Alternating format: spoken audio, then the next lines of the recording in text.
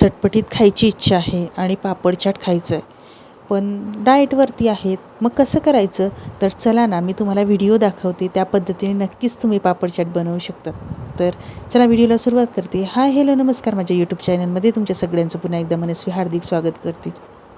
तर हरभरे मी 7 ते 8 तास पाण्यामध्ये भिजत घातले होते. त्यानंतर त्यांना कुकरमध्ये थोडं मीठ टाकून शिजवून घेतले आणि शिजवतानाच जर मीठ टाकलं ना तर हरभरे खायला खूप छान लागतात.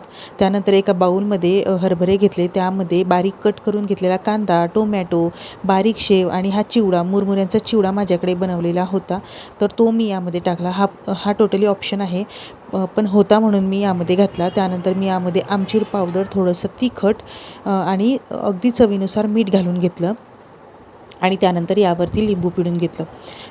ही रेसिपी बनवताय ना आपण, तर यामध्ये अजिबात तेलाचा वापर आपण केलेला नाही आहे. म्हणजे ऑइल फ्री हे जेवण आहे, त्यामुळे जे डाएट करतात त्यांच्यासाठी अतिशय छान हे फूड आहे. त्यानंतर बघा, उडदाचा पापड हा प्रत्येकाच्या घरात असतो, तर उडदाच्या पापडाला मी 2 भागांमध्ये कट करून घेतला आणि तव्यावरती या पद्धतीने याला शेकून घ्यायचं आहे.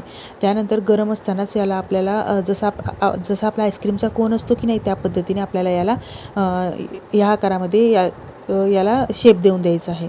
गरम असतानाच द्या, कारण 2 मिनटंही थंड झाला ना तर पापडाला शेप देता येत नाही.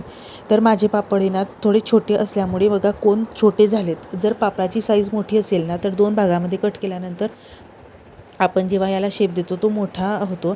आणि शेप का तुम्ही जर शेप देत म्हणजे असा कोण नाही बनवता आला तर तुम्ही डायरेक्टली पापडाला चुरून आपण जे मिश्रण तयार केलं आहे, म्हणजे हरभरे वगैरेचे जे चाट तयार केलं आहे, ह्यामध्ये घालू शकतात. पण असं जर बनवलं ना तर खायलासुद्धा म्हणजे बघायला तर छान वाटतं आणि खायला तेवढीच मजा येते.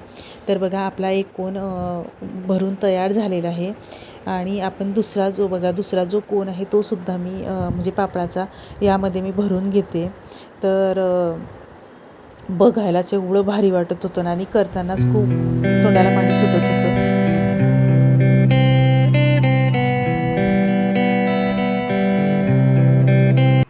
तर कशी वाटली तुम्हाला ही आगळी वेगळी आणि भन्नाट रेसिपी म्हणजे पापडी चाट?